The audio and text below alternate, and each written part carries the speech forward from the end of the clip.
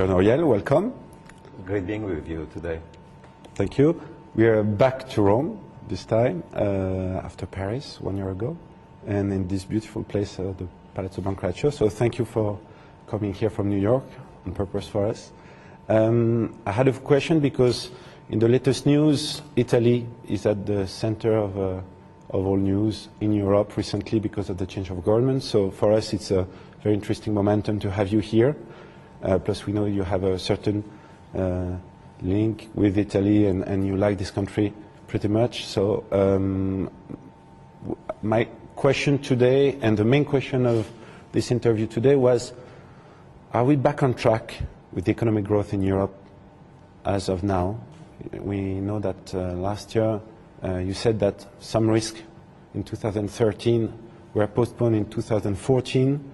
Do you see those risks still here? Do you think the systemic risk on the banking system in Europe is behind us now?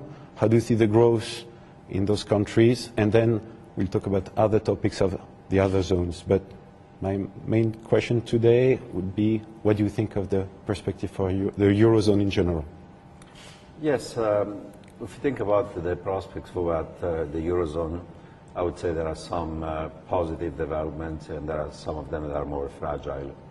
You know, on the positive side, the risk of a breakup of the Eurozone, the risk of a Greek exit, the risk of Italy and or Spain losing market access have been reduced compared to a year or two ago, thanks to Draghi's whatever it takes speech, thanks to the OMT, thanks to the ESM, thanks to the beginning of a banking union, thanks also to Germany realizing that the Eurozone is not just an economic project, it's also a political project, and therefore they have to be patient and give time and resources to have that adjustment in the Eurozone take place.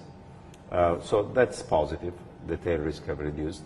Secondly, while there was a recession in the Eurozone, lasted a couple of years, now there is a beginning of a return to economic growth, however anemic and tentative. Three, a lot of fiscal adjustment in the Eurozone in the last few years has already occurred. Therefore, the fiscal drag from additional fiscal adjustment is going to be smaller in the years ahead. For example, Italy now has a deficit below 3%. That is the maximum allowed by the EU. Additionally, some degree of internal devaluation has occurred. Some countries have reduced wages relative to productivity. Unit labor costs have fallen. That restores some external competitiveness for Greece, Ireland, Spain, Portugal. Not so much for Italy and France, unfortunately. So that has led to also an adjustment of external deficits that shrunk and led to even a surplus. And you also have the beginning of a banking union, and this year will be an asset quality review and stress test that might lead by next year to restoration of credit. So those are the positive, and you have to recognize that they are positive. However, there are many elements of fragility remaining in the Eurozone. First one is that potential growth is low, given that structural reform have occurred only slowly. Two, the recovery of this year growth is going to be very anemic, barely 1%. A level is not sufficient to restore job creation, reduce significantly unemployment rate. There is still a credit crunch. There is still a strong value of the euro that hampers the recovery of the Eurozone. There is also that the debt dynamic in many countries, private and public debts, are still high and rising as a share of GDP. So while in the short run the risk of a debt crisis has been reduced in Italy, in Spain, Portugal, and so on, over the medium term, a country like Italy, where public debt is 130% of GDP and still rising, is still facing an issue of debt sustainability. And in some countries also private liabilities of the corporate sector or households, like in Spain, are still high as a share of GDP and still rising. So the issue is debt sustainability over the medium term. And on the issue of competitiveness has been only restored partially. Some of the improvement of the trade balances have occurred because of the recession and the compression of imports. Only some of it is structural with internal devaluation and real depreciation of some of these countries, leading to an improvement structurally of the external balance. On top of it, you could argue that there is austerity fatigue in the periphery of the Eurozone. There is bailout fatigue in the core of the Eurozone. The two things can clash together. the progress towards a banking union is only partial because of the asset quality review and the stress test. Probably credit growth is going to be anemic or even contracting still, and you're not going to have significant credit growth that is necessary to generate more growth for the economy. And the process of integration, because you know that the monetary union needs also to have a full banking union, a full fiscal union, economic and political union, that progress is occurring only slowly. Some progress on the banking, but not much on the full fiscal, economic and political union. And therefore, this fragility remains. And this year we have a European Parliament election. Some populist parties of the radical right or the left might get more support. That's going to make the new Commission formation and the Parliament more fragile than otherwise. So overall, the Eurozone has done a meaningful amount of progress in some dimensions, but many significant challenges remain. Okay, very good. Let's still focus on Europe. We see a split or a gap between Northern Europe and Southern Europe. Let's start by Italy, because we're here in Rome. There is a political change where the new government should be announced by Friday. How do you see the perspective for Italy? What are this new political change in Italy might have as an impact politically and economically for the country? Well, Italy, it's in a pretty fragile economic situation. You know, the recession has been very severe. Output is still 8% below pre-crisis level. Industrial production has fallen more than 20% relative pre-crisis level. Per capita income in Italy has not been growing for the last 10, 15 years. Italy has done progress in terms of fiscal consolidation. Now the deficit is below the 3% excessive deficit level of the EU, but the level of debt, the 130% of GDP, is still high and potentially kind of rising, even if now the spreads on Italian debt have been significantly reduced because of the fiscal adjustment and the actions of the European Central Bank. I think that the lacking part on Italy has been in the dimension of structural reforms. In some sense, some of the other countries in the periphery, we've done less fiscal adjustment, like Spain or Portugal, have done more in terms of structural reform. And Italy needs a structural reform and deregulating the economy as a way of increasing potential growth. Because if you don't increase potential growth, eventually, in spite of the fiscal adjustment, your debt dynamic is going to become eventually again unsustainable. And of course, there's a long list of things that need to be done. I think that the labor market should be flexibilized even further in terms of reducing hiring and firing costs. In Italy, payroll taxes paid by employees and employers are too high, and some of the reasons why firms don't hire as many workers is that those payroll taxes are high. There should be a reduction of those payroll taxes financed by a spending review that will reduce over the next 2 years Italian government spending by about 2% of GDP. I think you can be even more ambitious than that and reduce spending even further as a way of reducing payroll taxes even further and restoring competitiveness through this fiscal devaluation.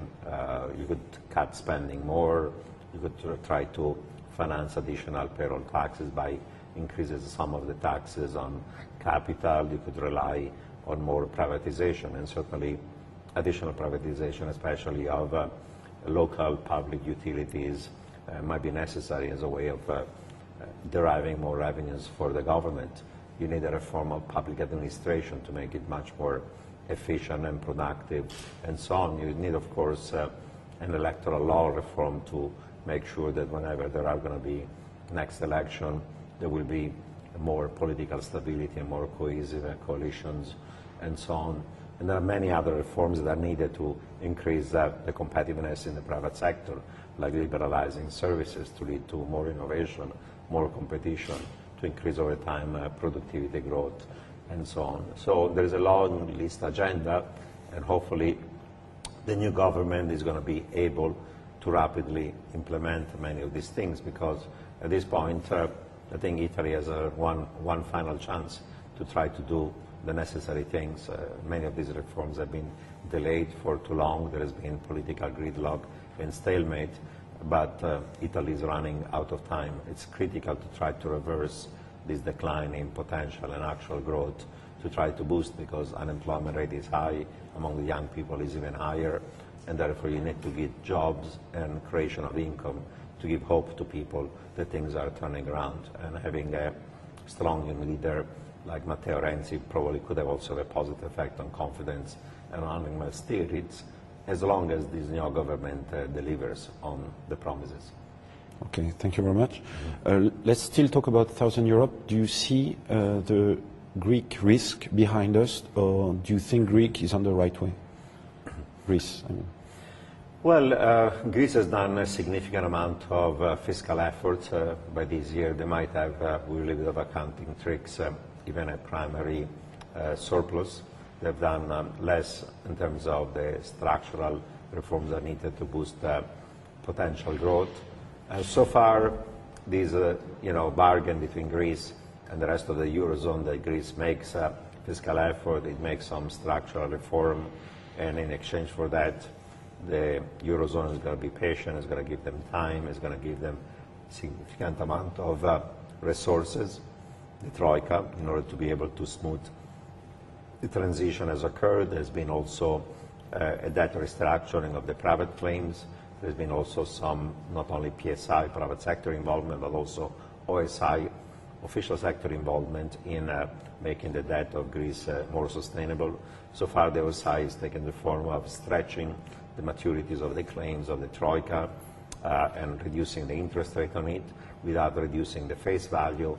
I think that implicitly the Germans have said, as long as you make more fiscal and structural effort, we can even think down the line eventually about a reduction in the face value of the claim of the official sector. The public debt of Greece is still too high to make it more sustainable over time.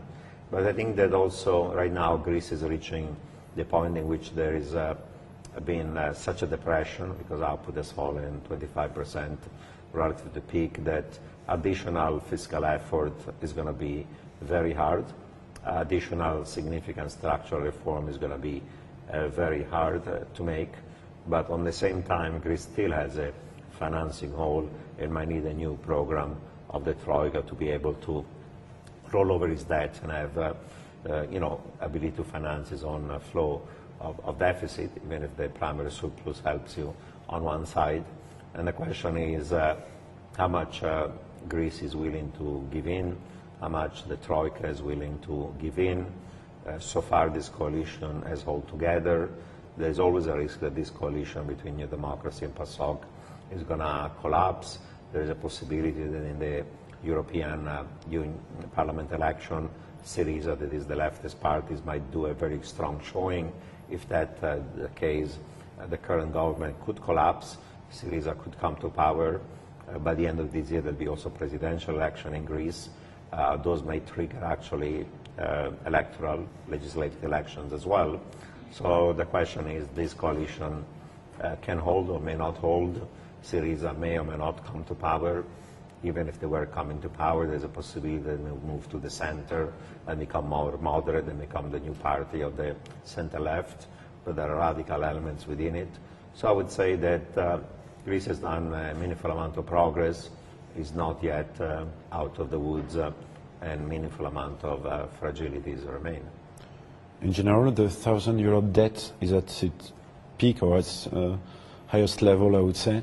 Do you think it's a little bit overpriced, given the factors you just mentioned, and we could see some volatility within the end of 2014 on these debts? Well, the spreads on Italian and Spanish debt, and also on some of the other periphery, are very tight, no? have tightened significantly. I think it's a combination of what the ECB has done between whatever it takes, OMT, the ESM, and the other progress, and some of the fiscal adjustments and improvements in economic conditions. Whether those spreads are too tight and they could widen again or not, it's a possibility. Some of the momentum is favorable, given that the tail risk has been reduced. On the other side, I would say that, as I pointed out, if you're looking not for the next 12 months, but the next 2 or 3 years, debt to GDP in the public sector in Spain, in Portugal, in Italy is already high, above 100%, and likely, unless there is more growth, lower spreads, and bigger primary surpluses, could be rise again, and therefore the question of whether that the dynamic is sustainable or not is going to reassert itself some point down the line. But of course, the investor sentiment changes. Was very negative at the Eurozone up to a year ago. Now it has improved, and there is a risk on rather than risk off, but unless there is sustained recovery of growth, sustained structural reforms and additional fiscal sustainability, those spreads down the line, not maybe very, very soon, could widen again. So you cannot take for granted the success of current reasoning. Okay, last question about the Eurozone. We've seen that the ECB has pretty much done the best it could so far to give trust again to the investors and reshape a little bit the banking system in Europe.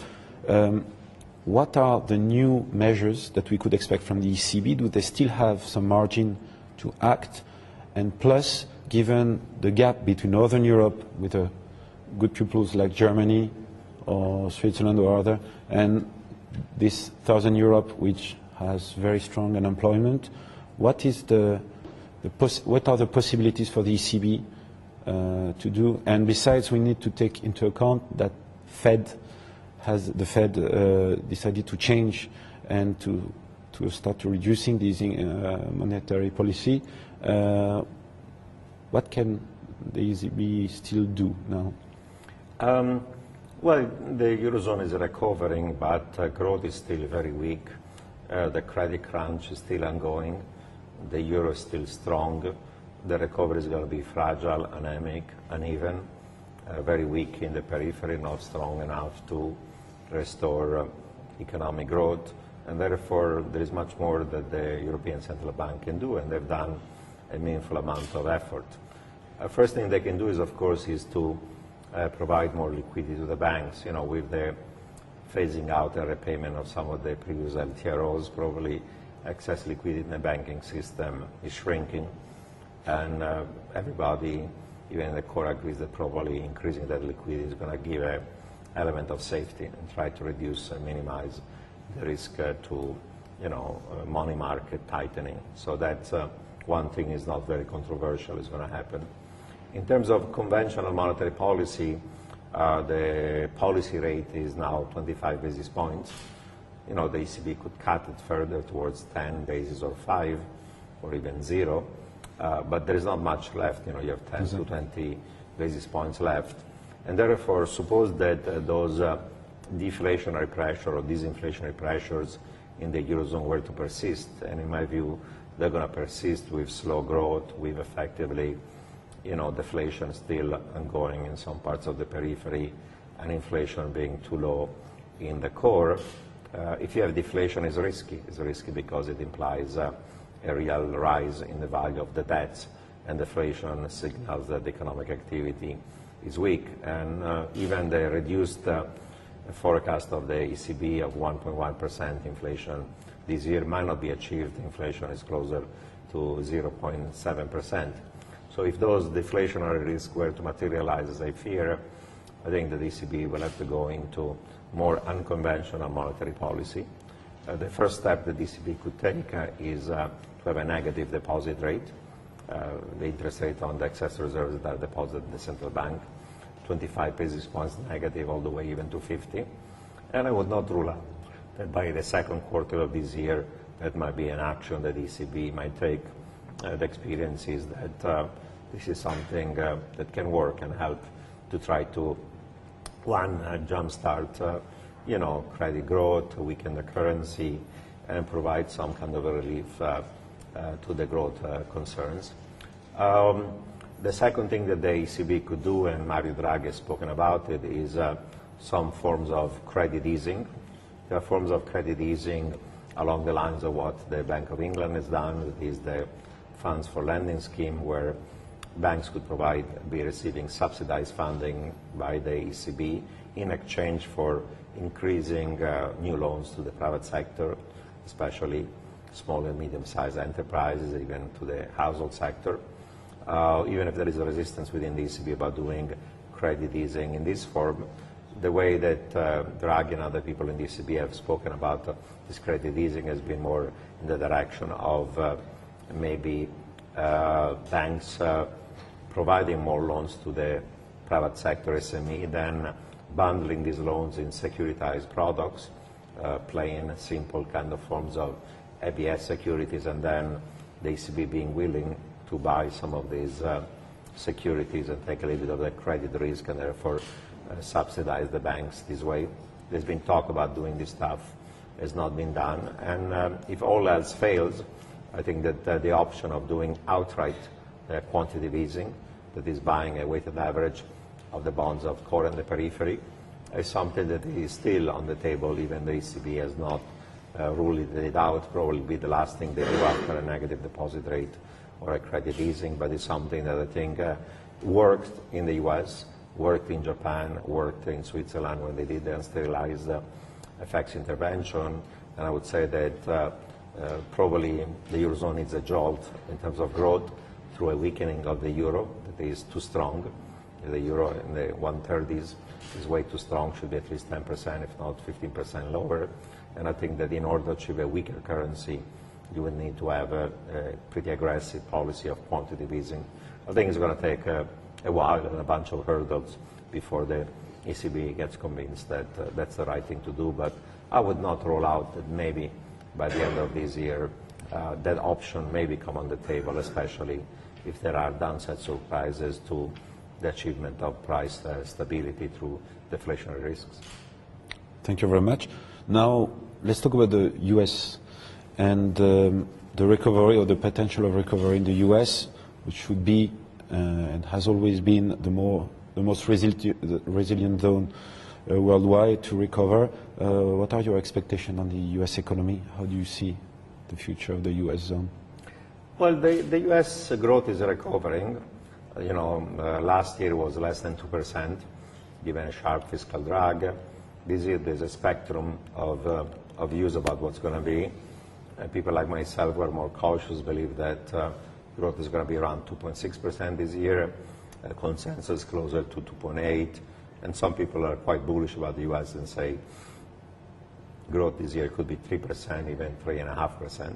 But, you know, whether it's in the range between 2.5% to 3% is a significant improvement, something closer to potential or even above potential if growth were to be 3%. You know, the drivers of it are that, like in other advanced economies, growth is strengthening this year, it's strengthening in the US, in the Eurozone, in the UK. Part of it is there is less fiscal drag because more fiscal adjustment is being made in the US, in the Eurozone, in the UK. Two, the process of deleveraging of the private sector is in a more advanced stage. Deleveraging of households, of corporates, of banks, of shadow banks, and so on. For a while, you needed to have spending less to save more to reduce debts and deficits. That adjustment is closer to the ending.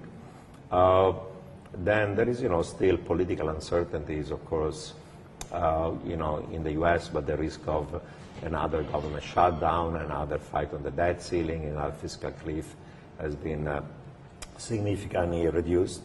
The shale gas and oil revolution is a big boost to the competitiveness of the United States. It's going to reduce energy costs, and therefore it's going to boost manufacturing, industrial, in those types of sector, whether it's chemical, petrochemical, and others that are energy intensive.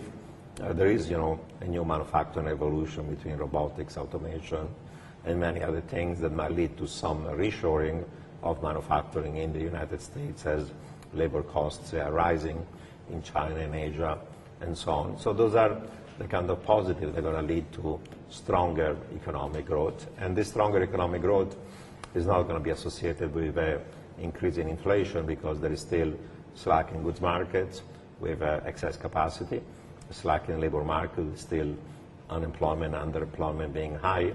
And therefore, in spite of a stronger growth, given the slacks, and given also softness now in the commodity prices, inflation is not going to be a problem for the Fed. If anything, inflation is still low, too low in most advanced economies, well below the 2% target, implicit or explicit, of central banks.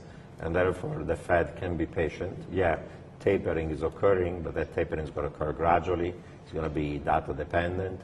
Most likely it's going to be over by the end of the year. But then the Fed can be patient and wait for another, say, 6 months until middle of next year before they start to move away from zero policy rates. And even when they do that, they're going to only very gradually increase interest rates to normalize the Fed funds rates gradually over time. So the exit from both unconventional and conventional easing is going to occur relatively gradually if inflation, as I expect, is going to stay under control. And we have enough slack in goods and labor market, in housing and in commodities. I think the Fed can afford to be patient, and most likely is going to be patient. Do you think the ingredients of a next subprime crisis are here or not here again? Because we always expect when we are going out from such a very strong easing monetary policy and that we could expect a new bubble to come back in the coming years, or do you think the US took a bit a lesson from what happened in the past and we will avoid something in the next years to come back, something bad, I mean? Well, it's true that you have had very easy monetary policy, zero policy rates in the US and other advanced economies. You've had credit easing in the US and other advanced economies. You've had quantitative easing in many advanced economies, not the ECB, but the BOE, BOJ, Fed have done so. Now there is forward guidance that committed to keep zero policy rates for longer. All this easing has not led to goods inflation because of this weak economy and slack in goods and labor market. It has led initially to asset reflation. That was positive and was one of the objectives of central bank, to increase home prices, to increase equity prices, to restore confidence, to have positive wealth effect on private spending. And that's positive, but the risk is that all this liquidity is not going in terms of credit or real economy, is going to a releveraging of the financial sector and of more risky risk-taking in financial activities. And eventually asset reflation can be asset inflation can be asset frothiness, and asset frothiness may eventually end up in a bubble, and a boom and a bubble eventually risks to lead to a bust and a crash. Now, we're not yet there. Housing, not in the US, but in many other advanced economies and emerging markets, is already frothy. You see from Switzerland, Norway, Sweden, even France, Germany, Hong Kong, Singapore, China, parts of UK like London, some other emerging market, home prices are rising to level that suggest some frothiness. In credit markets, credit spreads, especially high yield, have narrowed. The issuance of junk bonds last year in the US was back to 2007 level, with spreads tightening, with some risky things like the return to covenant light clauses and payment in kind toggles. And while the rise in equity markets has been justified by the sharp improvement in earnings and fundamental, now there is beginning of some slowdown in top line revenue growth, even in bottom line earnings growth. Some of that earning per share have been growing because of share buyback. So last year, the US market went up by about 25%. P ratios are slightly above historical average. If there was another 20-25% this year and next year, I don't think it's going to happen. Then you could say those P ratios are going to go into froth, if not bubble territory. So we're not yet in a bubble, but the risk is that all this liquidity is going to lead to renewed bubbles in many advanced economies, some even emerging markets, either in housing market and or in credit markets and or in equity markets. And some of that frothiness in equity markets is probably evident in some of the new kind of tech firms and internet and social media kind of stocks that have valuations that relative to revenues or earnings seem to be somehow excessive. So there is a risk that eventually we'll have outright bubbles, but we're not yet there. Thank you very much. Let's talk about now emerging countries. There have been a huge flight to quality from assets invested in emerging countries towards now developed countries. How do you see the risk on emerging countries, devaluation risk for the currency, risk of default maybe, The recent news today, we've seen that during the night there were a clash in Ukraine with dead people. We don't know where the Ukraine conflict will end. There are doubts also on some Latin countries, such as Argentina. In a more general way, how do you see the risk for investors on emerging countries, emerging debt, and what devaluation of the risk of devaluation for those countries? Yes, emerging markets, starting with the middle of last year, 2013, started to have a more economic and financial fragility with pressure on their currency, bond markets, and equity markets. I think there are 5 factors that have driven this greater volatility. And one is the slowdown of China and the debate on whether China is going to have a soft landing or hard landing. The second one was, of course, the tapering tantrum that occurred when last year the Fed signaled that they might start phasing out quantitative easing that led to a significant spike in long-term interest rates.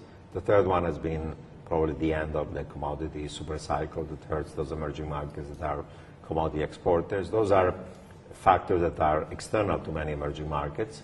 But then there are 2 domestic factors. In the years where you had zero policy rates and QEs, money was flowing to emerging markets where returns were higher.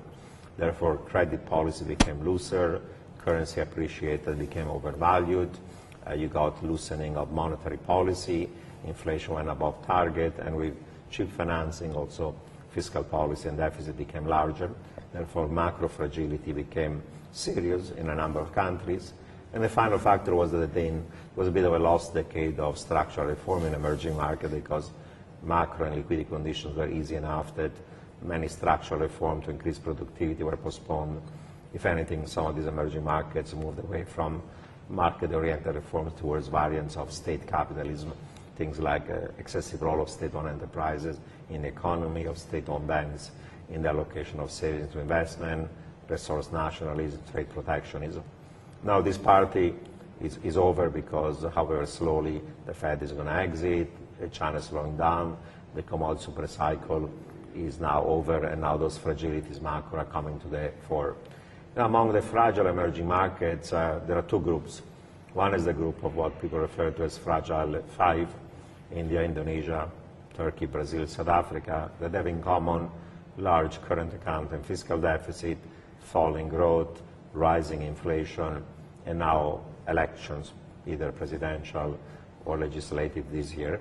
There is a group of other countries that also have some of the same element, but some different elements of fragility.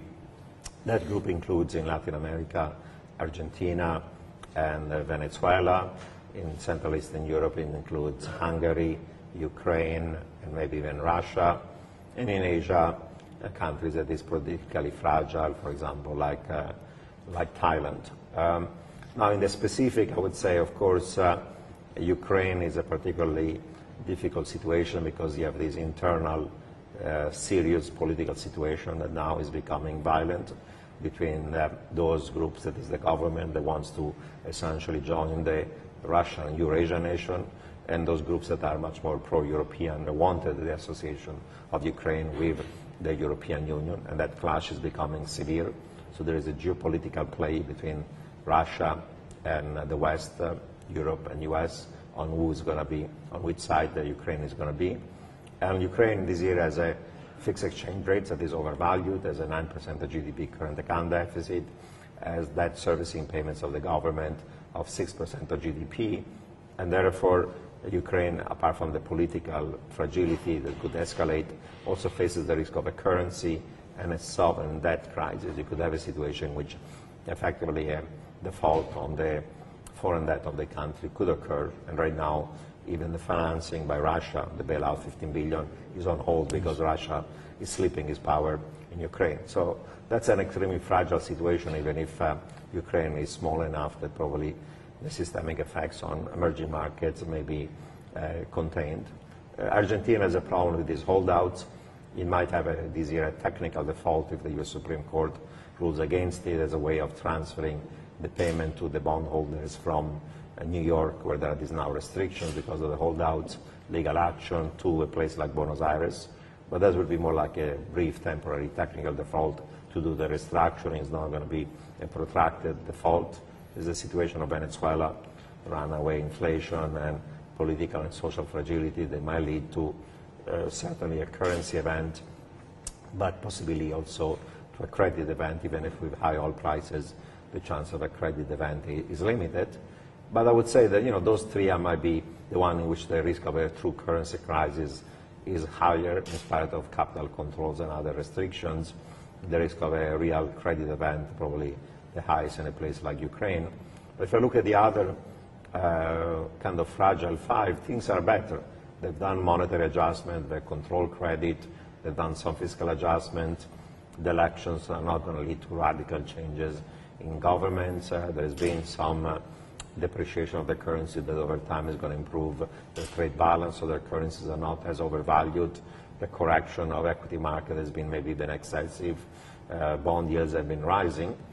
And the chance of a real currency banking and sovereign debt crisis in them is limited, I would say, for 5 reasons. One, they're flexible exchange rates, so they don't have a sitting duck of a fixed rate can collapse. 2, they have a war chest of reserves, hundreds of billions each. There is a shield against a liquidity run against their currency, their banks, their sovereign. 3, they have less currency mismatches and liability dollarization that leads to balance sheet effects. We have depreciation. 4, their banks are better supervised and regulated, more liquid with capital, even if credit has been growth excessive. And finally, debt ratio, private and public, however rising, are rising from relatively low levels. So none of these countries has a risk of debt sustainability or insolvency. Again, among the other group, a place like Ukraine, you could have a debt crisis, but not these, unquote, fragile 5.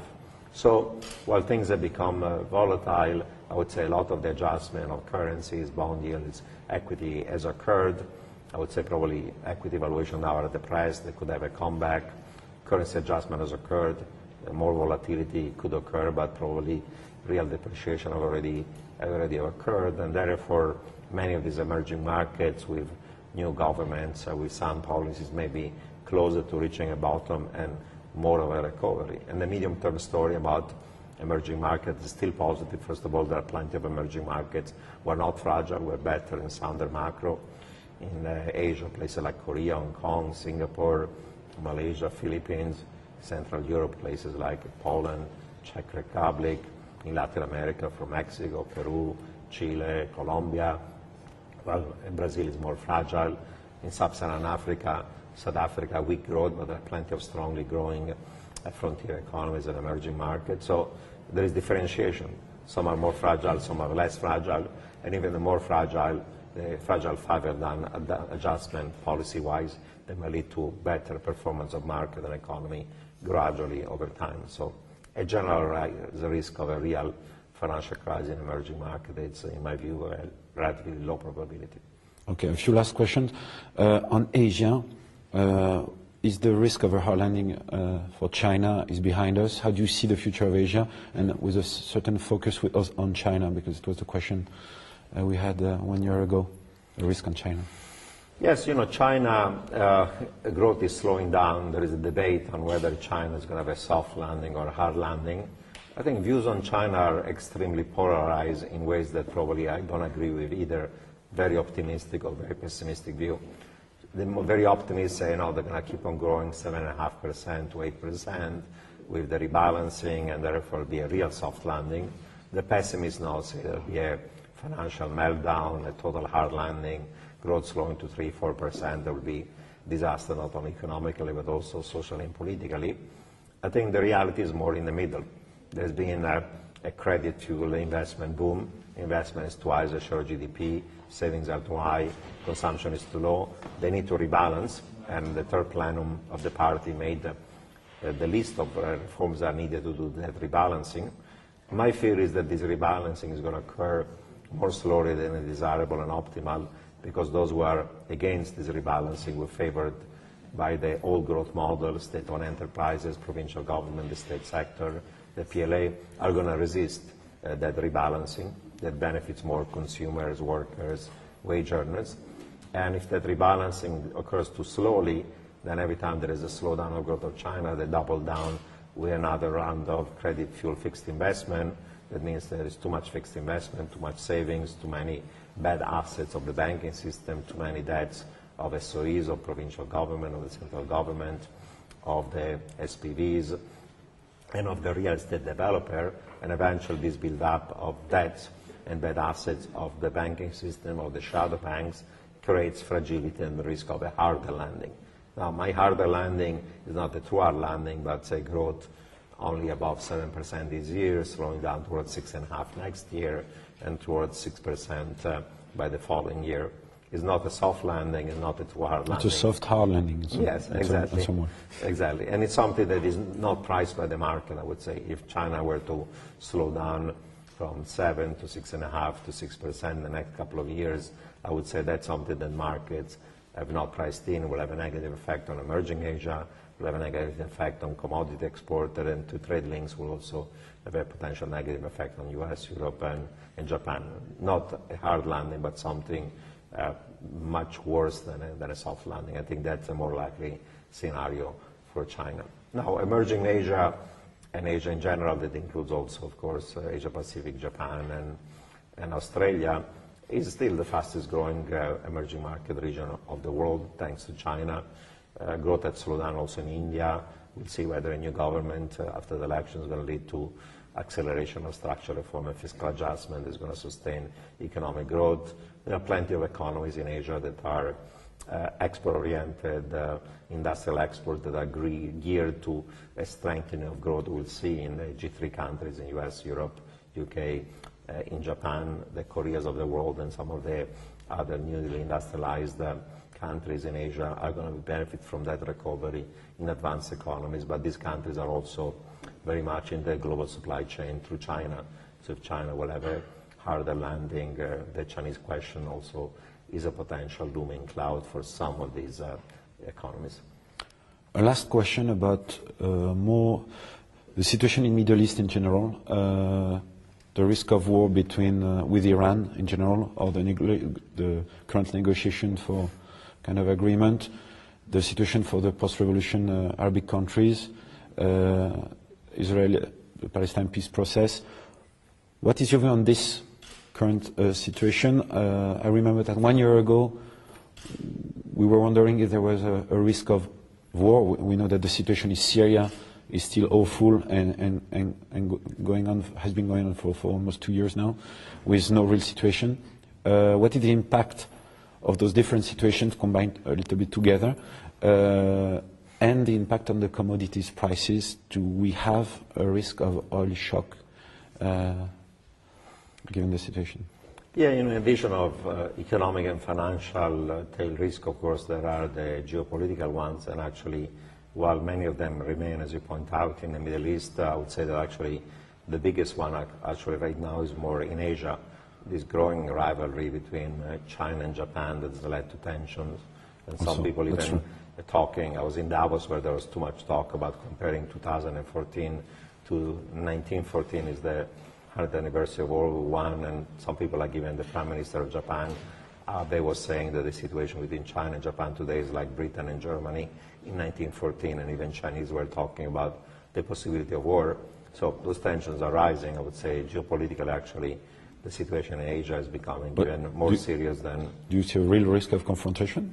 You know, I don't think that the two sides want to have a war, but, you know, the escalation of an incursion between navies and air forces can lead to an accident. You know, 3 years ago, for example, there was this Chinese trawler that hit the Japanese Coast Guard that led them to these tensions and trade sanctions and boycott by China of Japanese goods. And it turns out that was an accident. The captain of the trawler was drunk, hit the Coast Guard, and that escalated. So a situation where you have a concentration of military forces, even if you don't want a military confrontation, an accident can occur, and then, of course, both sides are going to posture because of nationalism, and escalation can turn out to occur. So, you know, it's a risk, and the two sides are very, very, how to say, challenging each other. You have two new leaders, Xi and Abe, who are trying to assert their own power domestically or slightly more nationalistic. So, you know, I don't expect a war, but, you know, as I said, accidents have occurred in the past, and they can occur. You know, in the Middle East, I would say the positive is that the chances of a war between, you know, Iran on one side and Israel and or the U.S. on the issue of the Iranian nuclear proliferation are lower now. Lower because there is an interim agreement between the great powers and Iran. That the interim agreement might lead to a final agreement. Of course, Iran itself is divided. Probably Rouhani, the new president, is serious about reaching a compromise. He has the support of the people, given the majority voted for him. But the question is, will the supreme leader, the Revolutionary Guard, the Islamic clergy accept the deal with the West that's going to reduce sanction and opening up in exchange for a credible commitment by Iran not to develop a nuclear weapon, but to develop instead civilian nuclear use? I think the probability of an agreement is now higher. It's not a sure deal. And if an agreement were to be reached, Israel cannot unilaterally go and attack Iran if the great power reach an agreement. So that's a positive. On the Israeli-Palestinian issue, people say that we're as close as we've been in the last 20 years to reach an agreement, but Israel on one side and Netanyahu has to make some sacrifices and break with some of the more radical elements of his own coalition. We're against the peace agreement in exchange for land exchange. And the Palestinians also have to accept that Israel has security needs and there is a Jewish state that has to be recognized. So an agreement may or may not be reached. You know, the countries in which there has been a regime change or war are still fragile. Israel, in the case of Egypt, you had a bout with the Muslim Brotherhood. Now there has been a return to effectively authoritarian, if not military rule, that might stabilize in the short run Egypt, but then you go back to the same regime like Mubarak. That's not sustainable over the medium term, and economically Egypt is fragile. Of the countries of the Arab Spring, maybe the one that is more of a success story is Tunisia, where they passed a new constitution and there's maybe possibility for national reconciliation. Libya is a bit of a mess. The country could split in 3 parts and so on, and it's still very fragile. Of course, civil war in Syria is ongoing and is a massive, bloody murder of civilians, and there is no end in sight to that situation. Yemen also, the civil war is still ongoing, but I would say the possibility of a wider confrontation in the Middle East is somehow reduced. I would say that the factors that can affect the fear premium in oil prices have to do with the risk of a cutoff in supply of oil. That key element is whether there will be a tension with Iran. That tension is being reduced. There is some renewed internal strife in the case of Iraq that might reduce how much production could be increasing. If that strife between Sunni, Shia, and Kurds were to worsen, maybe the ramp-up of production in Iraq is going to be slower than otherwise. And in Libya, again, the domestic fragility is limiting how much recovery you have of oil production. But I would say that overall, with less tension with Iran, the fear premium in oil prices will be lower, and therefore that factor in rising oil prices is probably less of a factor and more demand and supply consideration and not supply side between the shale gas and oil sands, new discoveries of oil, energy, gas in many parts of the world. Probably supply can grow faster than demand in the next few years, and demand is going to grow more slowly. So unless there is a geopolitical shock, I would say that gradually, very gradually probably, oil and energy prices could be somehow lower in the next few years rather than being higher, but I don't expect, short of another global recession, a collapse in oil or gas prices. Other commodity, I would say, probably the commodity super cycle is over. Is over because China is slowing down, other emerging markets are slowing down, and Chinese growth is going to become less resource and capital intensive and more labor intensive if they move to consumption. And the other factor driving commodity prices lower is that for the last few years with high prices, new sources of supply of many commodities have been found through investment into new capacity. Just to give you one example, copper used to be produced mostly by places like Peru, Chile, China, but now in places like the DRC and northern Zambia, there have been massive discovery of copper, and with new investment, that supply is coming to the market, depressing, for example, copper prices. So you've gotten the correction of industrial metals because of new supply, technology, slowdown of China. Energy is soft because of the new supply of shale and other things. The soft commodities, you might have bumper crops in a number of these commodities because of more production. And in the precious metals, I would say the peak of oil occurred a couple of years ago. Since then, with normalization of policy rates, with exit from QE, with the fact there is no real inflation in advanced economies, with the fact that other assets giving you capital gains and income, probably gold prices are going to be over time lower rather than higher. So the entire spectrum of commodities, whether it's energy, industrial, soft commodity, ag, or precious metal, has reached the peak, and additional corrections modestly can occur for a variety of commodity prices. Thank you very much, Nouriel. Now we're done. See you soon. Thank you very much. Being with you today. It was a pleasure having this conversation. Thank you.